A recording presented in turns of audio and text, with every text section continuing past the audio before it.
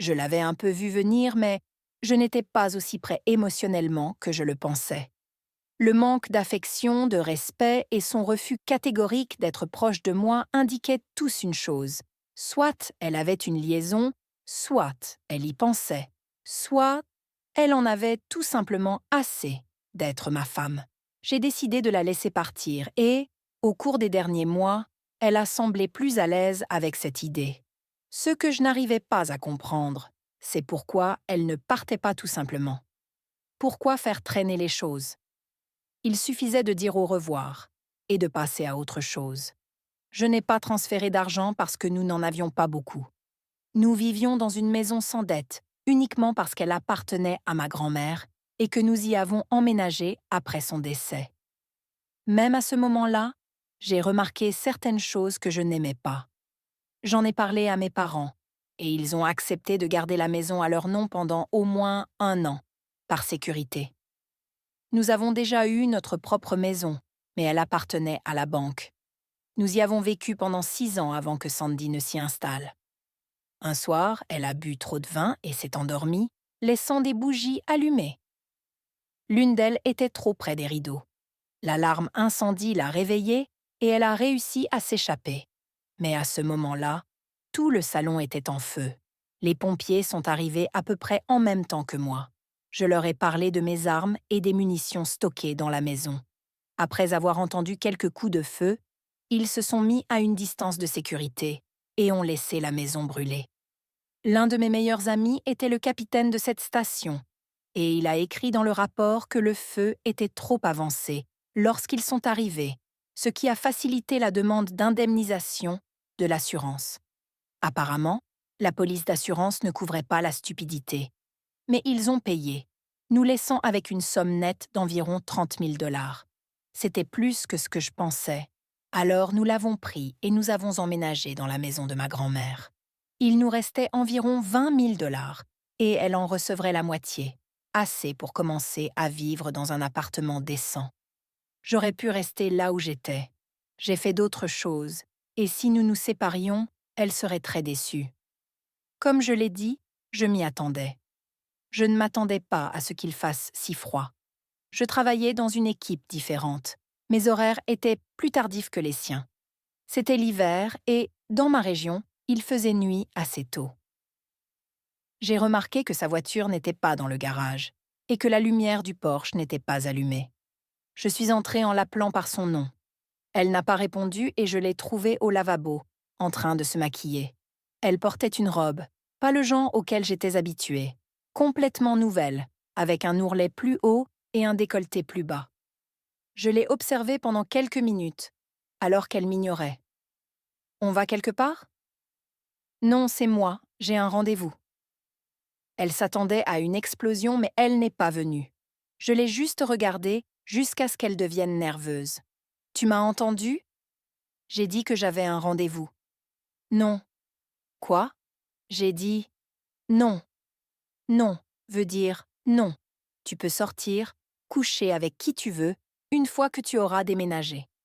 Je remplirai les papiers dès que possible. Mais tu ne le feras pas, tant que nous vivrons sous le même toit. Pourquoi ne ferais-tu pas tes valises et ne resterais-tu pas ailleurs pendant quelques jours? Cela me laissera le temps d'y voir plus clair et nous pourrons alors discuter de la répartition des biens. Elle rit, presque comme un corbeau. Je ne pars pas. J'aime cette maison, et quand elle sera à moi, je la décorerai comme je veux. Si tu prouves que tu es faible, j'aurai la plus grande partie de l'argent quand nous devrons vendre. Rends-nous service à tous les deux et va vivre chez tes parents jusqu'à ce que tout soit réglé. Non, tu dois partir. Oh, je le ferai, dans environ 30 minutes. Ne viens pas ici quand je reviendrai, ou j'appellerai la police. Je suis sûre que je peux trouver quelque chose pour te faire expulser. J'ai entendu dire qu'il vous retiendrait de 48 heures pour violence domestique. Je pense que d'ici là, je pourrai changer les serrures et obtenir une ordonnance restrictive. Elle était un peu secouée quand j'ai souri. Quoi que vous pensiez, ne faites pas ça. Je suis sérieuse, Henri. C'est réglé. Et maintenant, si tu veux bien m'excuser, Je dois arranger ce rouge à lèvres. Ce rouge vif doit être la teinte parfaite. Il doit compléter l'anneau autour de sa base. Tu ne crois pas?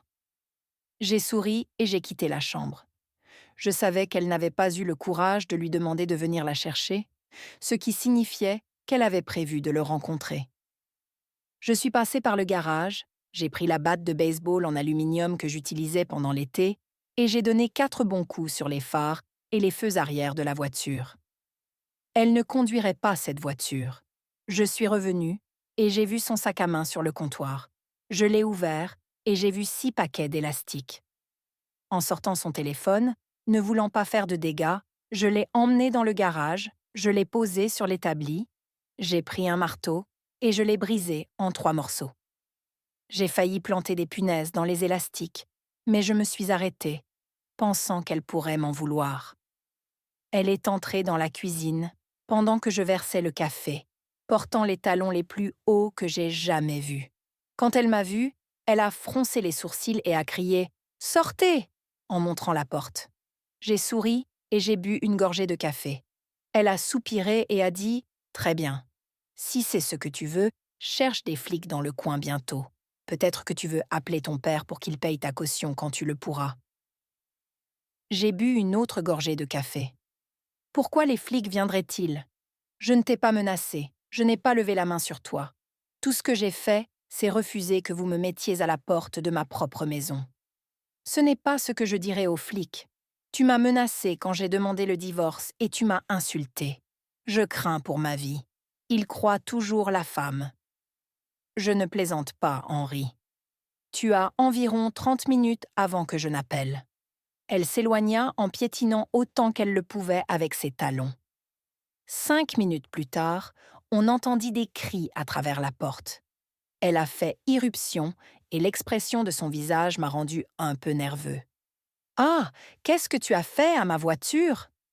Comment peux-tu penser que j'ai endommagé ta voiture?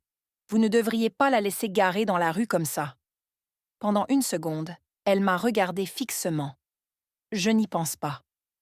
Je vais l'appeler pour qu'il vienne me chercher. Je te laisserai même regarder quand je l'embrasserai pour lui dire au revoir quand nous partirons. Ne t'étonne pas si tu ne vois pas ma tête quand on partira. C'était à mon tour de la rendre nerveuse. Alors j'ai souri et j'ai dit « Bien sûr, appelle-le. Cela nous donnera l'occasion de mieux nous connaître.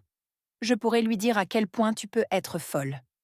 J'espère qu'il n'a pas de projet à long terme parce que tu lui montres que les vœux de mariage ne signifient pas grand-chose pour toi. » Elle a haussé la voix de quelques décibels lorsqu'elle s'est aperçue que son téléphone ne fonctionnait pas. Elle est revenue en basket, portant les talons. « Passez une bonne soirée, » ai-je dit en souriant. « Tu auras la tienne ?» Je l'entendais encore jurer en descendant la rue. C'était presque trop quand je l'ai vue frapper à la première porte et qu'on ne l'a pas laissée entrer. Elle a dû répéter cela pendant un quart de pâté de maison jusqu'à ce qu'elle se rende compte que personne n'allait l'aider. Merci, maman. Je l'ai appelée quand j'ai compris. Et elle a contacté tous les voisins. J'ai grandi dans cette rue. Tout le monde me connaissait et m'appréciait, mais pas vraiment elle. Je savais qu'elle n'allait pas tarder à contacter la police. Alors je me suis assis et j'ai attendu. La police a mis environ 20 minutes à réagir. À ce moment-là, je ne savais pas qu'elle était revenue, restant dans l'ombre en attendant l'arrivée de la police. Je connaissais l'un des officiers, la fille avec qui j'avais terminé le lycée. Je les ai invités à entrer et leur ai offert une tasse de café. Ils semblaient un peu mal à l'aise. « Laissez-moi deviner. Vous êtes venu à la suite d'un appel pour des troubles domestiques. Voyez-vous des meubles cassés, des griffures sur mes doigts ou des vêtements déchirés ?» Ils ont secoué la tête. « Alors, pourquoi pensez-vous qu'il s'est passé quelque chose ?» Elle a dit que vous l'aviez menacée, Henri. Elle prétend que vous avez dit que vous ruineriez sa vie quand elle vous a dit qu'elle partait. Je suis désolée, Henri, mais la loi est claire. Nous devons vous arrêter. Oh mon Dieu, ça a l'air sérieux. À quel point est-ce grave de faire de fausses déclarations? C'est l'homme qui parle en premier. Si vous avez des preuves, c'est le moment de nous les montrer. Je leur ai donc montré la vidéo prise avec la caméra d'un téléphone portable. Les 2 policiers ont froncé les sourcils. Eh bien, Henri, cela vous donne beaucoup d'options. Le parjure n'est pas entre vos mains. Il dépend de nous. Cependant, vous pouvez utiliser la vidéo pour obtenir une ordonnance restrictive. Vous pouvez clairement l'entendre dire « Vous aurez les vôtres », une menace claire si jamais nous en avons entendu une. Il semble que vous n'ayez pas besoin d'être à proximité en ce moment. Vous pourrez faire votre demande demain et utiliser nos noms comme preuve. En attendant, si vous avez un moyen de sécuriser la maison pour qu'elle ne puisse pas revenir, ce serait une bonne idée. Si elle revient, appelez-nous. Et Henry, je me souviens à quel point tu peux être gentil quand quelqu'un t'offense, alors ne le faisons pas, d'accord? Laissons cela aller au tribunal et finissons-en. Tu entends ce que je dis? Oui, madame. Sweet Cheeks. Oups. Désolé. Je sais que personne ne t'a appelé comme ça depuis le lycée, surtout maintenant que tu portes une arme. Vieilles habitudes, vous savez. Celui qui est dans ta vie en ce moment a de la chance, Heather. Elle a rougi et est partie. Il semble que je sois soudain devenue très douée pour agacer toutes les femmes à qui je parle. Le type a souri. Sweet Cheeks, hein? Elle vient de vivre un divorce terrible. Tu n'es pas la seule à avoir un conjoint qui veut sortir avec quelqu'un. S'il vous plaît, ne nous faites pas revenir ce soir. Ils n'ont pas eu besoin de revenir. Pendant que je parlais aux flics, ma tendre épouse s'est faufilée dans le garage avec la brillante idée de prendre ma voiture. Le défaut de ce plan était qu'elle avait laissé ses clés sur la table de la cuisine et qu'elle ne pouvait pas entrer. La police étant sur place, elle les a vus, a paniqué et a pris la décision stupide d'essayer autre chose. Elle appelait toujours mon 4x4 la bête. C'était un vieux SUV, 4 roues motrices de 1989, mais en parfait état. On pouvait y mettre nos 2 autres voitures. Nous ne l'utilisions que lorsque j'avais besoin de tirer une remorque ou de déneiger. Ce qu'elle n'a pas pris en compte, c'est que j'avais déconnecté l'ouvre-porte de garage au cas où cela se produirait. Elle a réussi à démarrer la bête, à appuyer sur le bouton pour ouvrir le garage et à essayer de sortir rapidement. Le problème, c'est qu'elle ne s'est pas rendue compte que la porte du garage n'était pas complètement ouverte. La bête s'est heurtée à la porte du garage, la poussant vers l'extérieur dans un grand cri juste à l'avant d'une voiture de police. Elle appuya de nouveau sur l'accélérateur, essayant de s'enfuir, mais le mal était fait. Heather se précipite vers la portière de la voiture alors que la bête sort du garage. Son partenaire, l'officier Jones, n'a pas eu la même chance. Il a été renversé dans l'allée par la portière. Heather, qui est rousse, a un tempérament qui correspond à sa chevelure. Elle a tiré ma tendre épouse hors de la biste par les cheveux en lui criant dessus. Une fois qu'ils l'ont menottée, Heather a appelé des renforts. L'officier Jones était inconscient et saignait. Je suis restée près de lui, lui tenant la tête pour éviter toute blessure supplémentaire, en attendant l'arrivée de l'ambulance. Il a fallu environ 20 minutes pour qu'ils arrivent, et à ce moment-là, tous les flics de la ville s'étaient présentés. Heather a accompagné l'officier Jones à l'hôpital, et Ginger, ma femme pour ceux qui se posent la question, a été emmenée dans la même ambulance, mais avec des menottes. C'était une scène tout droit sortie d'un film catastrophe. Finalement, Ginger a été libérée sous caution et nous avons communiqué par l'intermédiaire de nos avocats. Lors du règlement du divorce, mon avocate a remis des documents prouvant que la maison ne m'appartenait pas, mais qu'elle appartenait à mes parents. Les meubles avaient été loués et elle ne pouvait rien réclamer. Elle était furieuse, mais en fin de compte, elle n'avait pas le choix. J'ai accepté qu'elle garde les 9 000 $ qu'elle avait prélevés sur notre compte en banque, juste pour en finir. Ginger a été inculpée pour faux rapport de police et agression d'un policier avec un véhicule. Elle s'en est tirée à bon compte avec une mise à l'épreuve. Après tout cela, elle a déménagé et je suis passée à autre chose. Deuxième histoire. J'ai toujours été attirée par les femmes jusqu'à ce que je rencontre mon mari. C'est le seul homme qui m'ait jamais comblée, tant sur le plan sexuel qu'émotionnel. L'une des raisons est qu'il était tellement différent de tous les autres hommes que j'avais rencontrés. Il ne jouait pas de jeu, ne regardait pas les autres femmes et était extrêmement honnête et digne de confiance.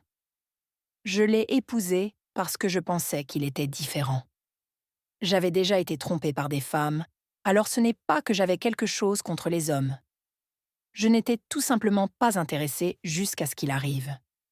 Cependant, il m'a trompée, ce qui m'a choquée parce que je ne m'y attendais pas et que je n'avais aucun soupçon. C'est la dernière personne que j'aurais cru capable de faire une chose pareille.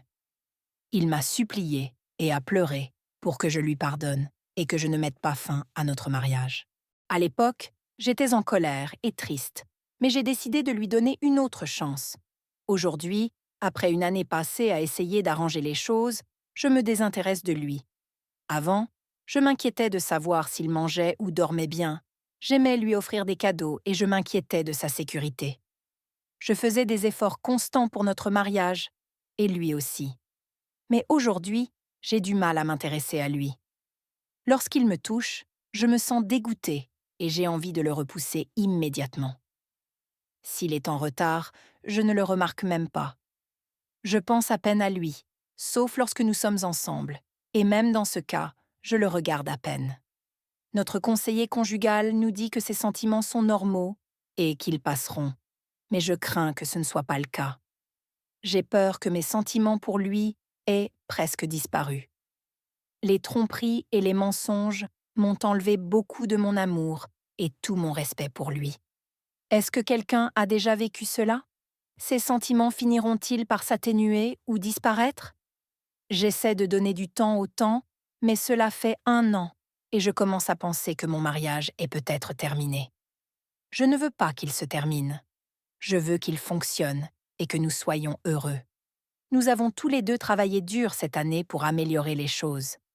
Il s'en sort très bien, et maintenant j'ai l'impression de le décevoir. Je n'aurais jamais pensé me sentir coupable d'être encore en colère et blessée. Mais c'est le cas, et cela m'empêche de l'aimer comme avant.